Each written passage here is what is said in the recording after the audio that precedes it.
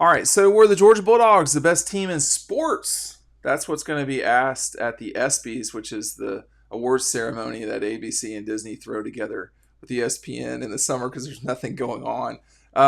So Georgia is going to go up against your Nuggets, the Chiefs, The Nuggets. yeah, the Los Angeles Aces, LSU's women's basketball team, the Oklahoma Sooners softball, which is probably who should win, and then the Vegas Golden Knights.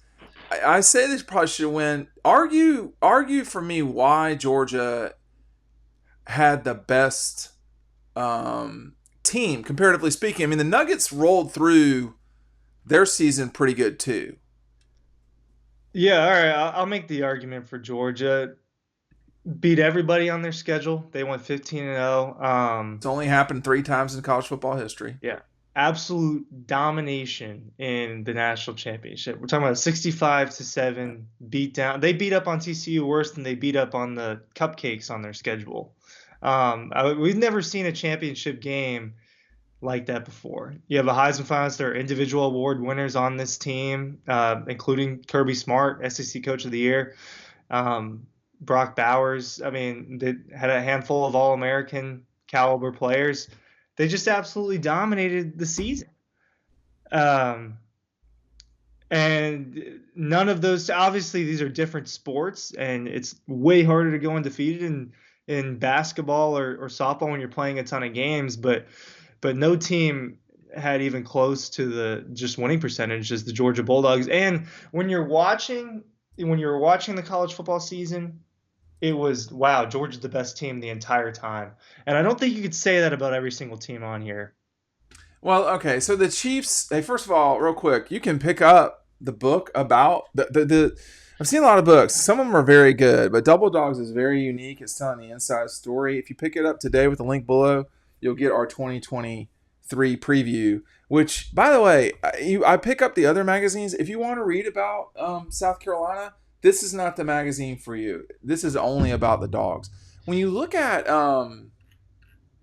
like the Chiefs, why is it so hard to get to the games they play? I really like watching the Chiefs because I really like watching Patrick Mahomes. He's the best quarterback in football. But they went 14-3. They had a pretty dominant run to and through the season. I'm trying to remember they that comeback in the Super Bowl was pretty impressive. The win against the Bengals in the championship game was pretty impressive.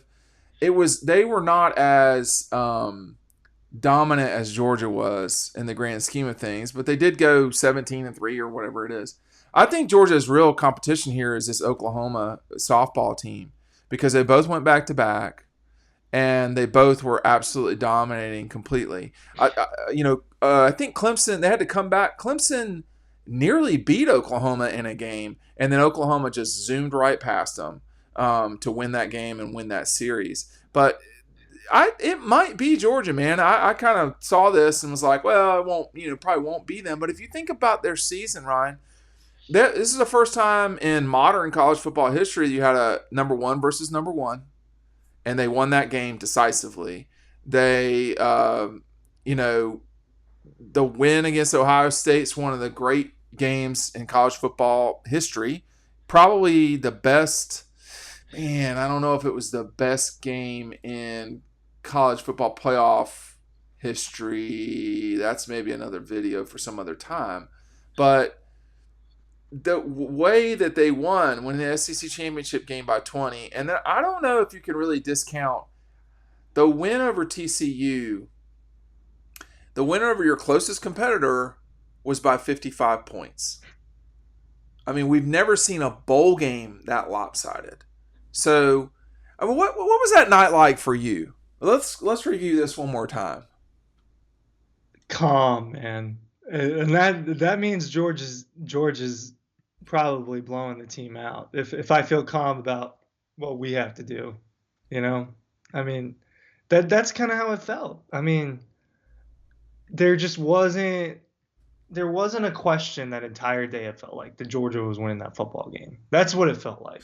That there was no way they were going to do anything other It just than felt win. like nothing else was gonna happen. It felt Right. like that was written down, and it Well, was decided. how are we not somewhat wrong? I mean, like, you didn't think they'd win 65-7, did you?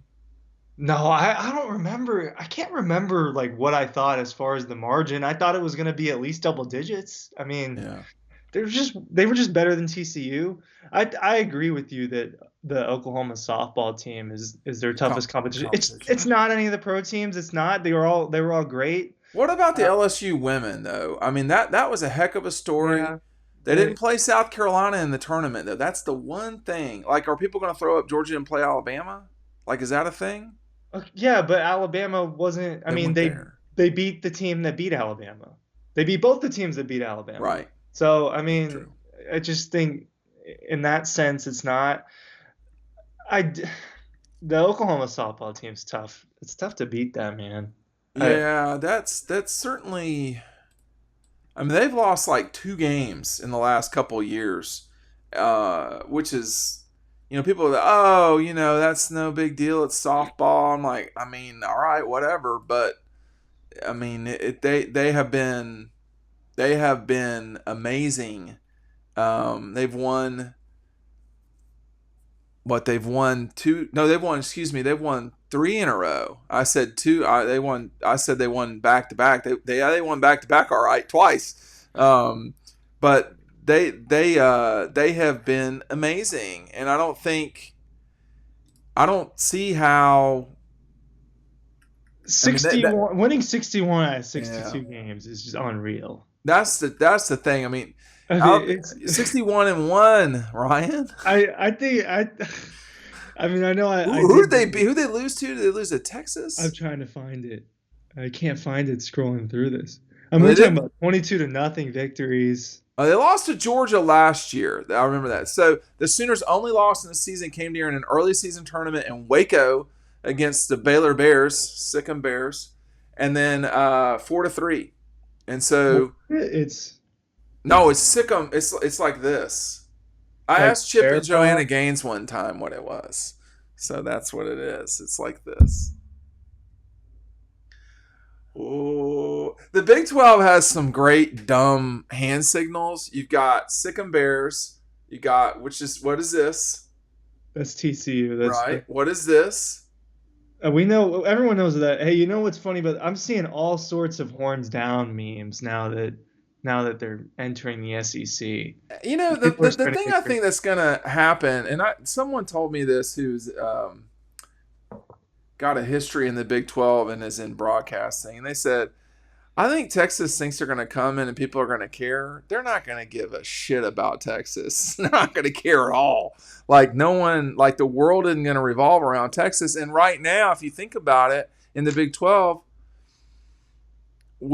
I mean, that league revolves around Texas in every way. I mean, Oklahoma's main rival is Texas. You've got all the other schools.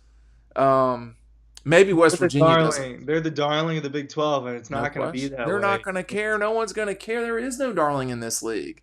No, It's it's just a not. blood sport. But It I it could be different based on the season. I mean, it's don't we need Texas to actually be good at some stage? I mean, what I'm oh yeah. saying is like, how long are we going to do this for? I mean, and I'm guilty of it too. We sit around and talk about Texas. They haven't mattered on the national scale. They had the win over Georgia is their biggest win in the last 10 years, maybe with the exception of an upset over Oklahoma. But they've not been a very good program over the last since they lost to Alabama in that national championship game. They haven't. They've done next to nothing since then. They've had two moments that I can remember since that. They've had two moments where the world was looking at them, Okay. and one was just the Sugar Bowl against Georgia, which Right. weird win, right? In the first place against a kind of depleted roster in a sense for Georgia, and then that opening night game Oh, Notre Dame. 5 or 6 years. You remember what I'm talking about? It was Notre Dame. Yeah. dramatic double overtime win or something like that. Everyone thought Texas was back. That great. Those were That their was two such a fun moments. game. So your second best moment in the last decade was winning, and Notre Dame wasn't good that year. No, I was just looking it up. They ended up not being that good that year. I think Yeah, was that the was 2016 Notre Dame. That was a team that, Brian Kelly came into that 17 season. That Notre Dame team went 4-8. Was Lost in that double. Deshaun Kaiser? Was he on that team? Who was their quarterback? I just remember that was their like really down. Malik Zaire was there, or no, it was Kaiser. You're right. Well, they had a couple of them. That was kind of the problem, was they were, kind of all over the place with guys. They didn't settle on Ian Book. When they got Ian Book, they really settled down into becoming a pretty good program.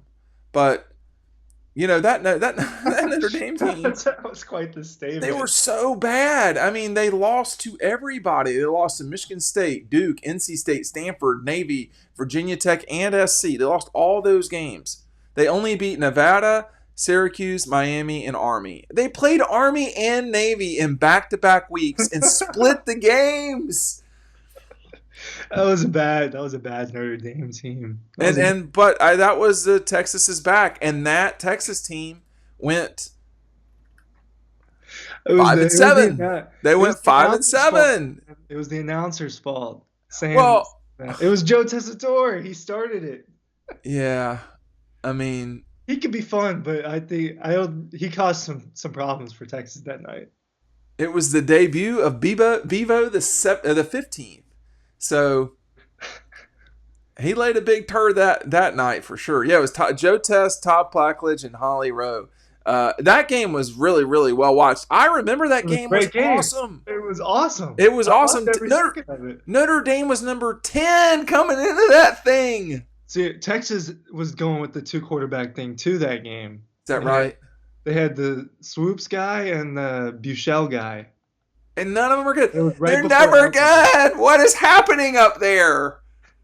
There were probably 4 or 5 quarterbacks played in that game. Not one of them memorable. That's for sure. Like, why can't it's when you, I don't know how this is spilled on Texas hate, and that's fine. But I mean, we should have ended recording and redid. I know, but it really becomes, I just have been very disappointed by Texas. I mean, how can you not win a national championship at some stage recently? I mean, they've had, they haven't had all the opportunity in the world. They've just been bad. I mean, they had a bad hire with Charlie. I almost said Charlie Weiss. What was Charlie's name?